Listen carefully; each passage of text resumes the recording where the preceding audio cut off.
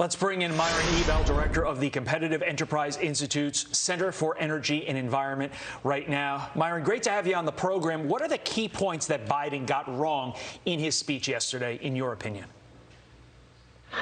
I think that the president is completely wrong in saying he's going to try to sweet talk Saudi Arabia or Venezuela or Iran into producing more oil and gas. The first people he should be talking to are America's oil and gas industry. We're the world's energy superpower, but President Biden and the Democrats in Congress have been doing everything they can to depress U.S. production, to cut it. And this is one of the reasons why the price of gasoline and diesel has gone up so much since he took office.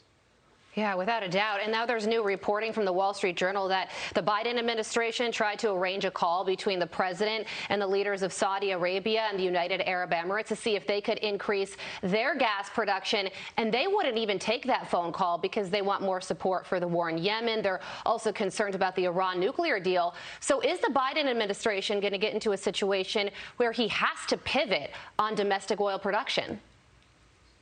Well, I think it's way past time when he should have pivoted. All of the efforts to cut pipelines, cancel pipelines, cut production on federal land and offshore, cut it in Alaska where we have massive reserves and we have a huge Trans-Alaska pipeline that's only running at 25% of capacity, kill the Keystone XL pipeline from Canada.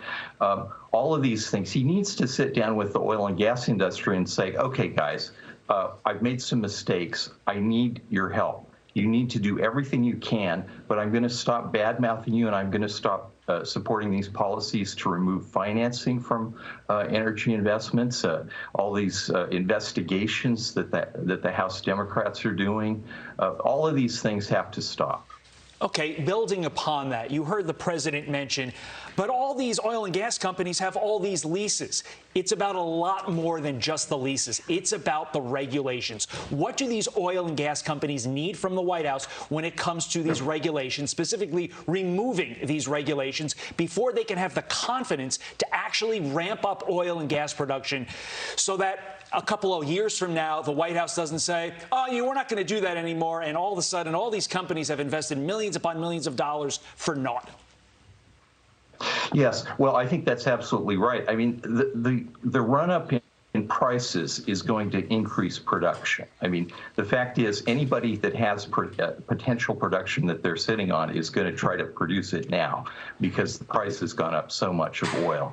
But the fact is that for getting the industry turned around and increasing production over the next year or two to really bring prices down is going to take, first of all, the financial sector is going to have to be told, hey, we made a mistake when we told you to stop investing in the oil and gas sector. The regulations are going to have to be undone. The Trump deregulatory agenda that the Biden administration is reversing, they're going to have to say, okay, we're going to go back to the Trump deregulatory agenda. And all of this piffle that Biden said about federal oil and gas leases, he's completely wrong. They haven't done any oil and gas leasing since they took office. Yeah. They haven't, for example, offshore in the Gulf, a judge said, oh, the Trump oil and gas auction was unlawful. I'm going to cancel it. Yeah. The Justice Department said, we're not going to appeal that. Those leases are dead. This is why we've gotten into the mess we're in. It's a major problem. And Myron, really quickly here, we just broke in with the news that a gallon of gas now $4.25. That's 8 cents higher than just yesterday. That means that if you have a 15-gallon tank of gas, you're paying $63.75 just to fill up the gas in your car. So if we continue on this trajectory, how high will gas prices go?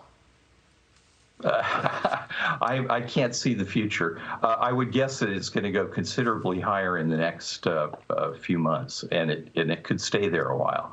The fact is that the United States, the Biden administration, has put us into an incredibly difficult spot, and we're now looking at a global recession.